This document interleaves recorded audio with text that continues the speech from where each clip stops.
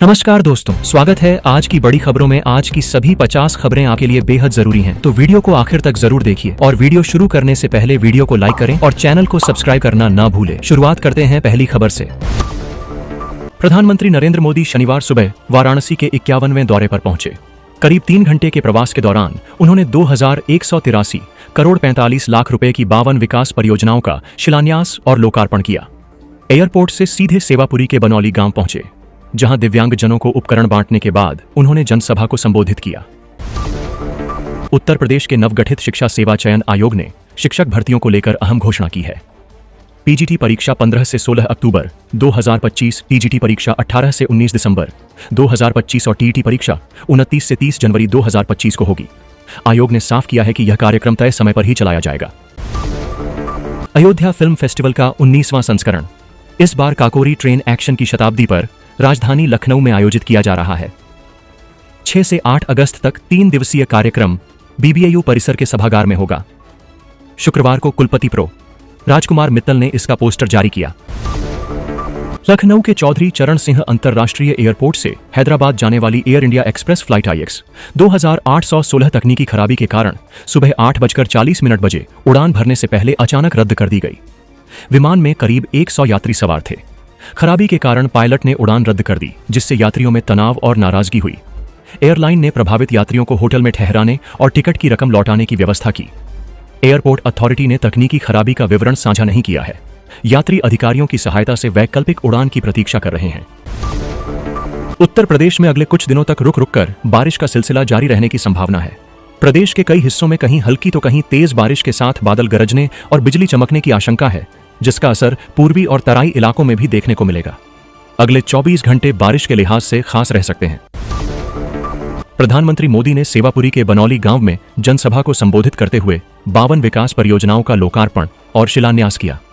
भाषण की शुरुआत उन्होंने हर हर महादेव और भोजपुरी अभिवादन से की। अपने 54 मिनट के संबोधन में पीएम मोदी ने ऑपरेशन सिंदूर, किसानों की मेहनत और स्थानीय संस्कृति की खास सराहना की, जिससे माहौल में उत्साह दिखा। बरेली के किला थाना क्षेत्र के मोहल्ला बारादरी में शुक्रवार रात नोएडा से आई एक नेपाली युवती को मोहल्ले की भीड़ ने चोर समझकर पकड़ देकर पीटा। युवती ने हाथ जोड़कर रहम की भीख मांगी, लेकिन गुस्सैल भीड़ ने उसकी पिटाई की। पुलिस ने युवती को अस्पताल में भर्ती कराया है। घटना ड्रोन और चोरों की अफवाह के कारण हुई। हज 2026 के लिए यात्रा चयन के बाद आवेदन रद्द करना अब महंगा पड़ेगा। इस बार अंतिम समय में हज यात्रा निरस्त करने पर पूरी जमा राशि जब्त होगी और सामान्य रद्दीकरण पर 5000 से 1 लाख रुपए तक शुल्क लगेगा। केवल विशेष परिस्थिति में ही रद्दीकरण मंजूर होगा।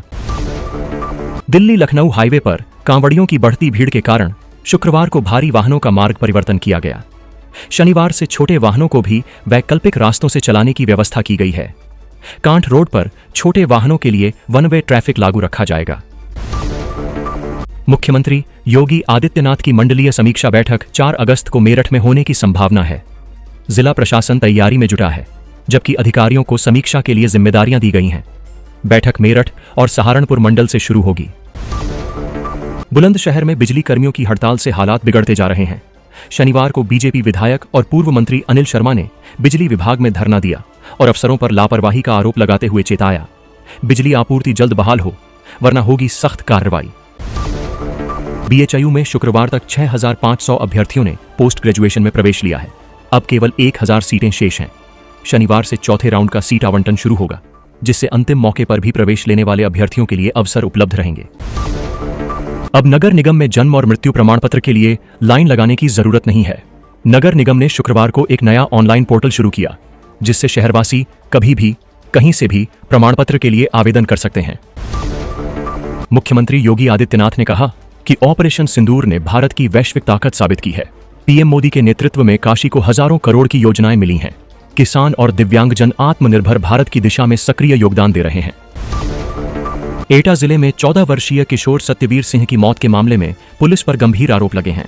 परिजनों का आरोप है कि एक सब इंस्पेक्टर ने थाने में बंद कर उसकी बेरहमी से पिटाई की, जिससे हालत बिगड़ने पर उसे घर लाया गया और उसकी मौत हो गई।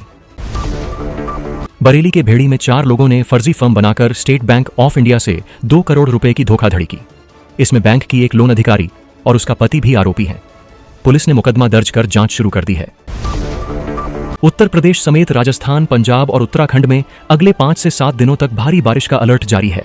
2 से 7 अगस्त तक यूपी के कई जिलों में गरज चमक के साथ तेज बारिश और वज्रपात का अनुमान है। इससे नदियों में जलस्तर बढ़ने और जलभराव की संभावना बनी हुई है।